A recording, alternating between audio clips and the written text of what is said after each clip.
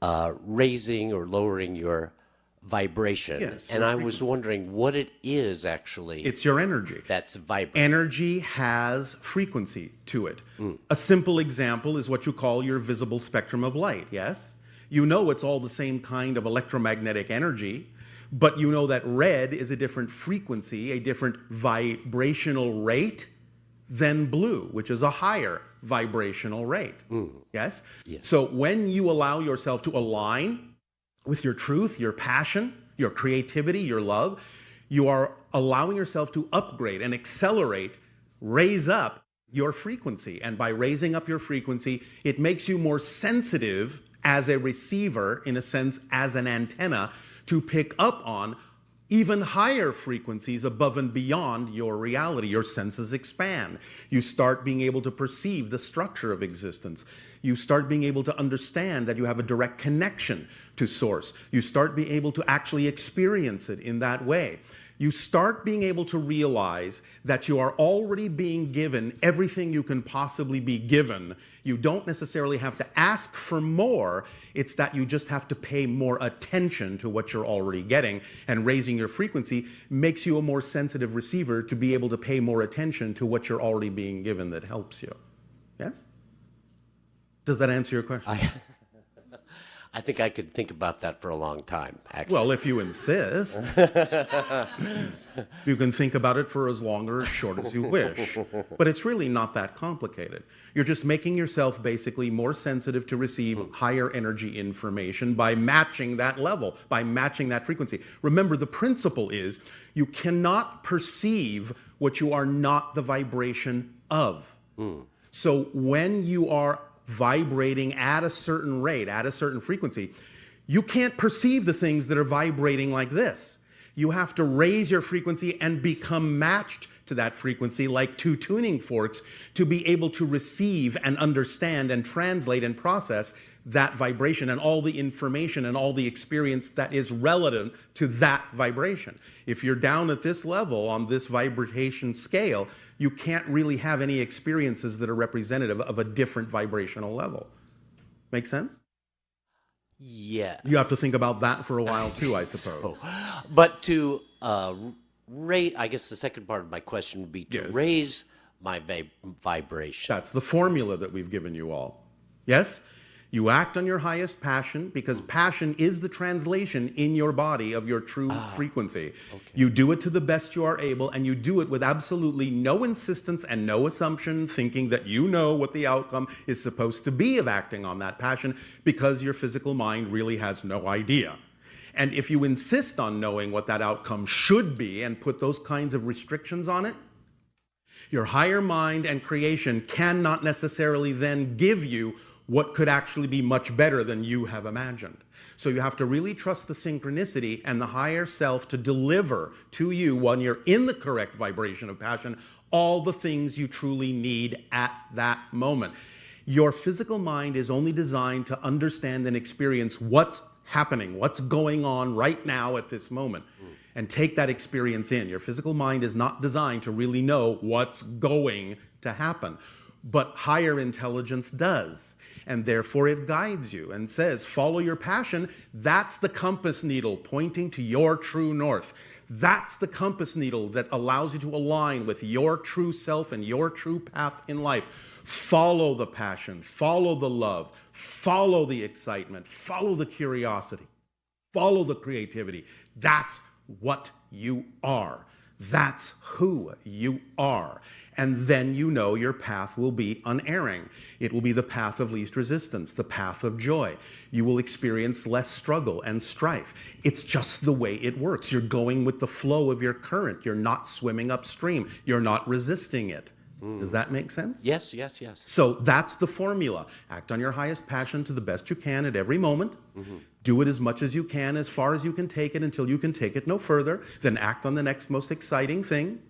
And then do that with absolutely no insistence, no assumption as to what the outcome ought to be, and see what happens. And then whatever happens, remain in a positive state. Even if something manifests that you don't initially prefer, you have to know it's there for a reason. There are no accidents. It's there for a reason. Learn to stay in a positive state, and then you can use what you don't prefer in a way that you do prefer and get the benefit from it. But you have to know that whatever you are given is what you need at that moment. Because sometimes you will test yourself. Maybe something will manifest that you don't prefer, and maybe you will find yourself reacting in the same old way with the same old fear-based beliefs and say, oh, why did that happen? Something must be wrong. Something's off. I will judge myself. I must have done something wrong. That is what exactly makes that state stick and stay there and get you in a loop of negativity. But if you suddenly realize, all right, I recognize objectively that I don't prefer this, but I know it's got to be there for a reason that serves me. I just know that. Then you will be able to extract the benefit. You will see eventually why it happened in that way, if for nothing else again, that you tested yourself to make sure that you're not making your happiness conditional on what happens outside. You are making your happiness conditional only on what you decide is true for you. Yes? Fantastic. Is this helping? Yes, yes, yes. Yeah. All right. You didn't need much time to think about that then, yes? Well, no. Somehow it just clicked in there. Yes. Yes, thank you. Anything else? That's it. All right. Thank you so very much. Thank you. Thank you.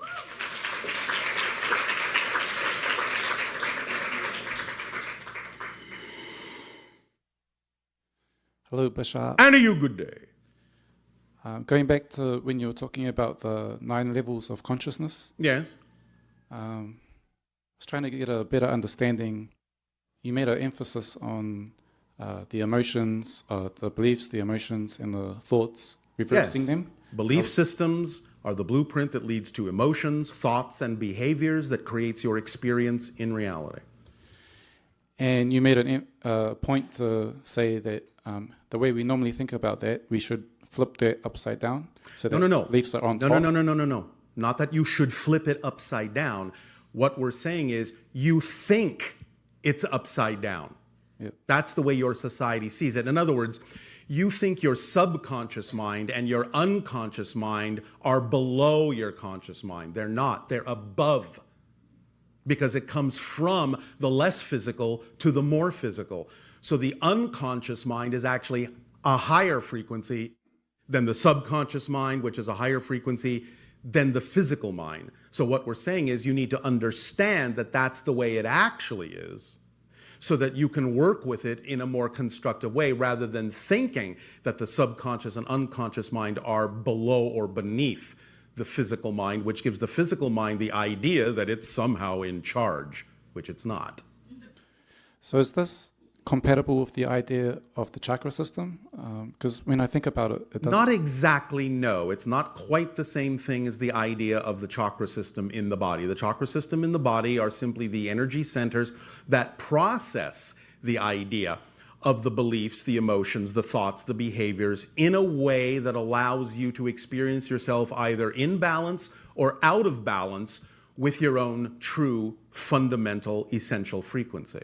So the chakras give you an understanding of how to align more clearly with your true essential frequency and give you an understanding of when you may be out of alignment with that true essential frequency. So it's not exactly the same thing, although they're interrelated, because one is an expression of what's going on in the others. Right. Does that help? So it won't help to try and synthesize those two systems of thought. It's just better to keep them separate. No. You can synthesize them together. They do work together, as I just said. So if you understand the interrelationship of what the chakra centers are showing you, whether you are in balance, out of balance, then that gives you an opportunity to maybe go in and examine your belief systems and why the beliefs you're holding on to are throwing you out of balance, represented by the imbalance in the chakra system. So you're using the chakra system, in a sense, as a way, as an indicator to let you know when there might be something out of whack, out of balance, out of alignment within you. Now, it doesn't mean you have to do it that way. Some people are sensitive to being able to read that. Some people are not. It's not necessarily their particular permission slip, but it can be used that way. But that's the relationship. All right, thank you. Does that help? Yeah. Anything else? I just wanted to know, like, basically, you have a very simple formula. Yes, I do. And because creation is fundamentally very simple. It can be richly complex, But the structure is very, very simple. And it's the answer you give to everyone every time, pretty much in different words. Because there is only one instruction manual. There's only one formula. If you understand that, you're free and you can answer all your own questions. That's the point. So it's like saying, if I handed you an instruction manual to help you understand how to operate a piece of machinery, would you start looking for extra pages going, there must be more to the instructions than this? Or would you be happy that the instruction manual was relatively simple? I'm just wondering why, what do people get caught up in? Why it seems so simple and yet it's... Because you have been taught to believe that things have to be a struggle in order to be worthwhile. So the process, pretty much, if you were to begin, is simply the process try to imagine is to simply understand the instructions, right, clearly, and to make that applicable and and practical. to apply them in your reality, and you'll get the result. Just like, again, if you follow the instructions in an instruction manual for a piece of machinery, the machine will operate according to the instructions. Now, the machine of creation always operates. The instruction manual is designed to reveal to you how it operates to your advantage instead of to your disadvantage, because you're the one in charge of pushing those buttons. You have free will to choose whether you'll be in alignment with creation or out of alignment with creation. So the instruction manual is a way of understanding how to be in alignment, how to go with the flow to your advantage. So the more excitement, the more passion you have, Yes. the higher your frequency. Yes. The more you act on your passion. It's not necessarily about the volume of passion. It's about the frequency upon which you're willing to act on it. Because sometimes you can start small and you can say, well, I don't have any large-scale passion project or a large-scale passionate career or anything like that. But at any given moment, I have a number of options available to me that I can take action on. They can be very, very basic and very simple. Take a walk, read a book, call a friend, eat a meal. The idea is that synchronicity is the organizing principle. Therefore, whichever one contains even the tiniest bit more attractiveness, gets your curiosity a little bit more strongly than any other choice, that's the one to act on first until you can act on it no further. When you can act on it no further, then look for the next thing that has even just the tiniest bit more excitement in it, more attractiveness in it than any other choice, and act on that next. That's how synchronicity brings it to you in a way that makes it organize all the things you need to do in the order in which you need to do them in perfect timing. And you can start that way. Now, eventually, if it needs to build up into something bigger, then it will snowball into something bigger because more and more opportunities will come to you synchronistically that might be representative of larger opportunities, larger expressions of your passion. But it's not so much about the volume itself as it is the frequency with which you're willing to act on it that makes the difference. So there's not a threshold of energy, so to speak, that you have to cross before a manifestation occurs? You're always manifesting something, aren't you? Aren't you manifesting right now? That's your nature. If you weren't manifesting, you wouldn't be having a physical experience at all. So obviously you can manifest.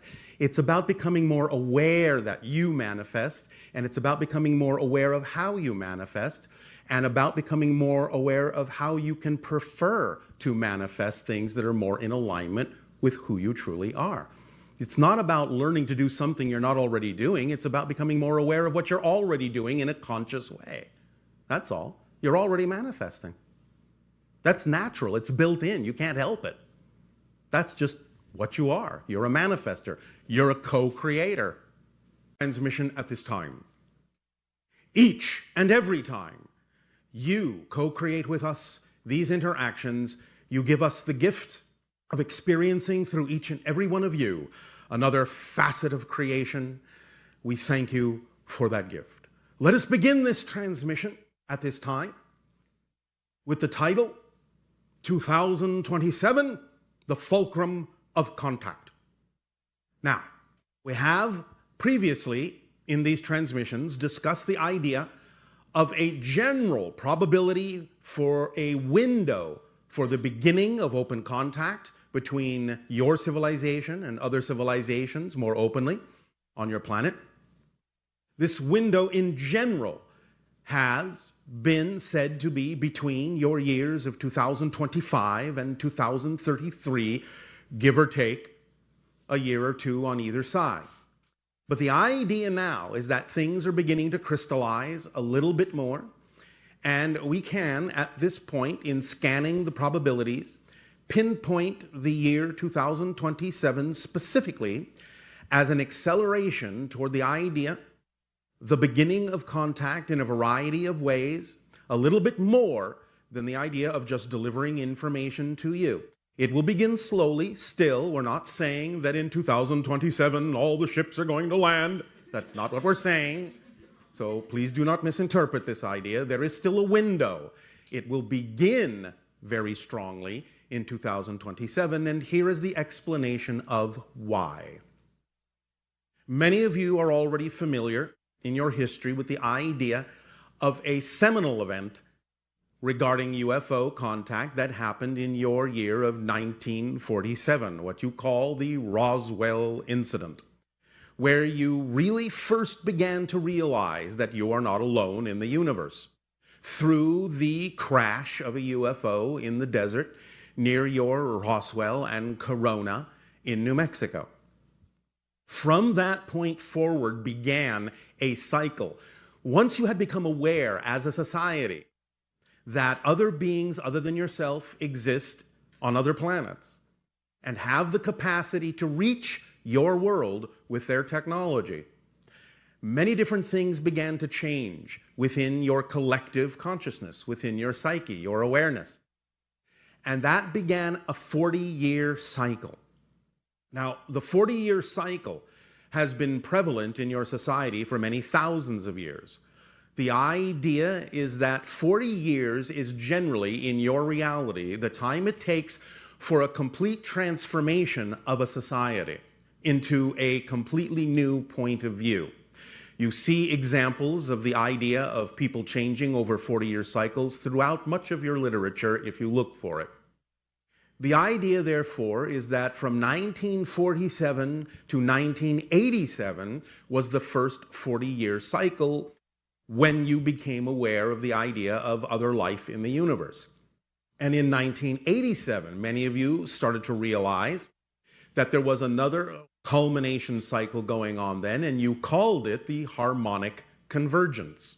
And at that time, we began to bring through more information about what's going on out in the universe and how different kinds of societies relate to your world, specifically about the idea of the beings you call the Greys, and how we first began to explain the real legacy, the real history of what that society was all about, being that they were originally humans on a version of Earth in a parallel reality that did not necessarily take care of their world, that destroyed their version of Earth through their technological means and their lack of spiritual context, and mutated themselves eventually in order to survive into the beings you now know as the Greys. We told you this story and helped you understand that the reason that they came from their reality to yours and many other versions of Earth was to access viable human DNA since they were no longer able to reproduce, and with that DNA and their technology create a race of hybrid beings that would continue their culture so they would not die out. As we have explained many times, of course, we are one of those hybrid civilizations. And Earth, in a sense, in its evolution, is becoming another hybrid civilization. But the idea being from that point forward in 1987, when you began to realize what the larger story was and how you're connected to it, and how the information that we share with you is not only for the purpose of continuing the Greys' original culture from the parallel Earth, but also to help your world not necessarily go down the same path of destruction, because you had many similar traits and still have many similar traits to what it is that brought about the destruction of their version of Earth in their reality. But by disseminating and absorbing this information into your society, you have the option they didn't have. You have the option to take a different path. You have the option to create a reality that you prefer. You have the option to create positive realities of peace.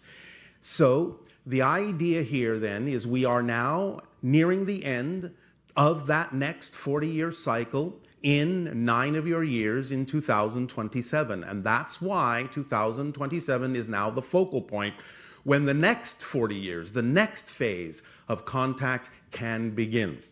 It will accelerate at that point in a variety of unexpected ways. There will be more sightings, there will be more synchronicity, there will be here and there on your planet individual and isolated contacts happening. Now, as we have explained, the hybrid races that exist will not necessarily be the first beings that you interact with.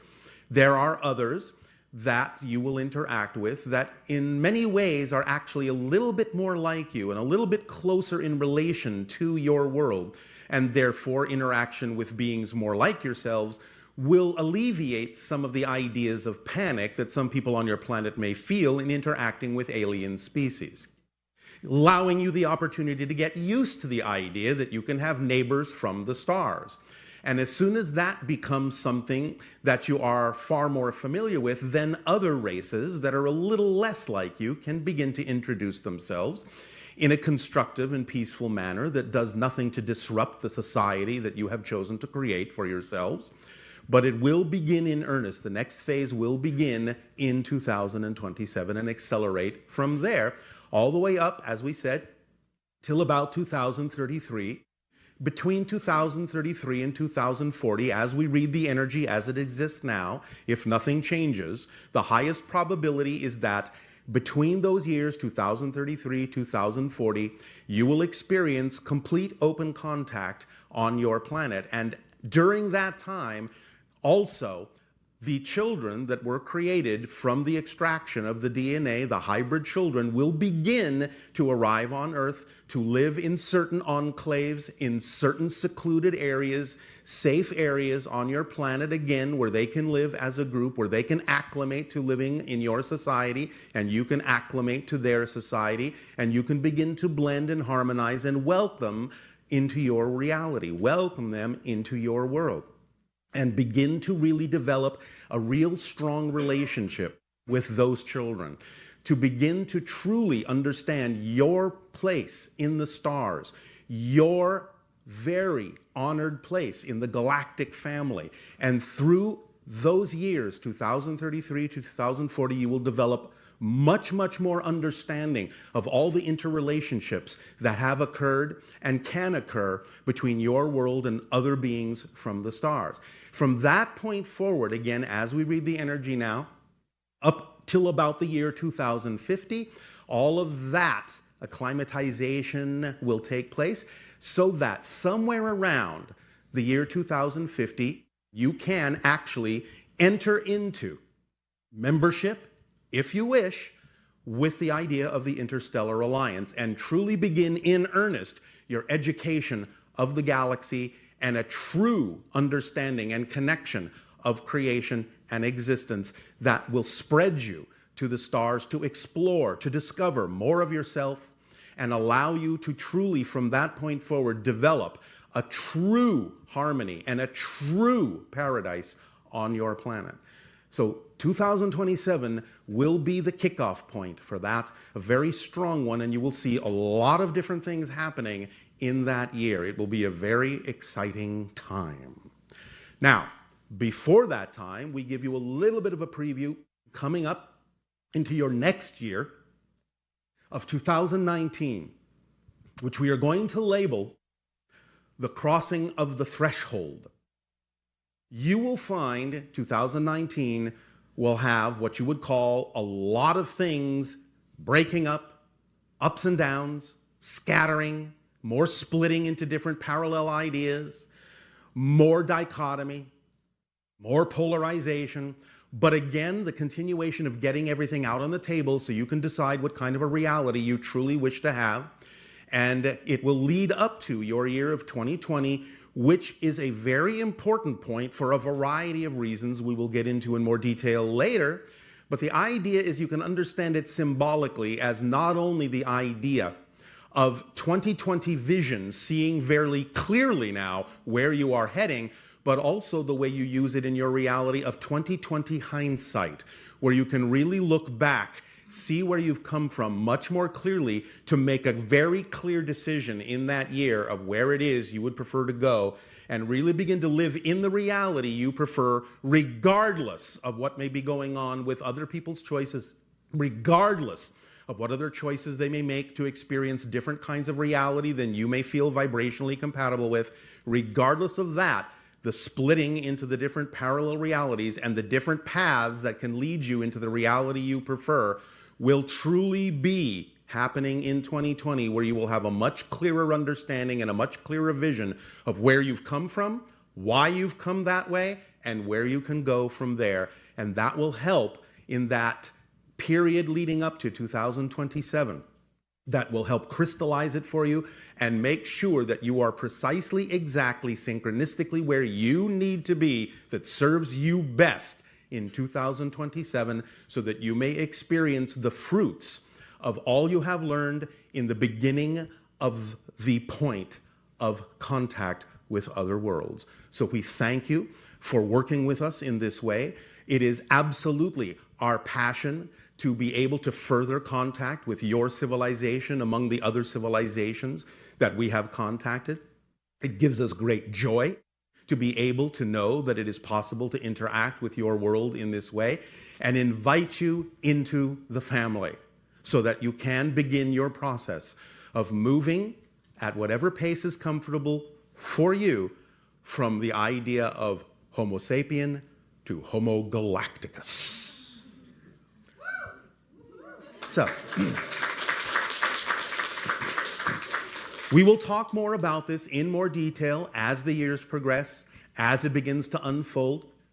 We will point out certain synchronicities that it would be wise to pay attention to, so you can add them to your bag of knowledge and your ability to gain more insight and outer sight as to what's going on around you more clearly.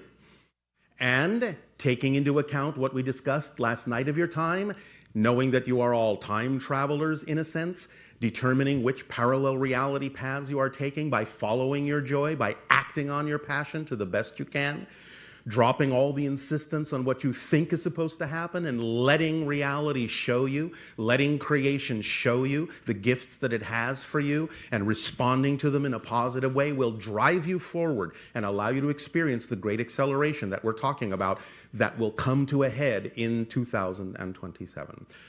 So then, in return at this time for the gift that you have given us in allowing us to experience all of you in this way and form a link and a bridge to your society with ours, I ask in return, how may we now be of service to you? Please begin with your questions and dialogues if you wish.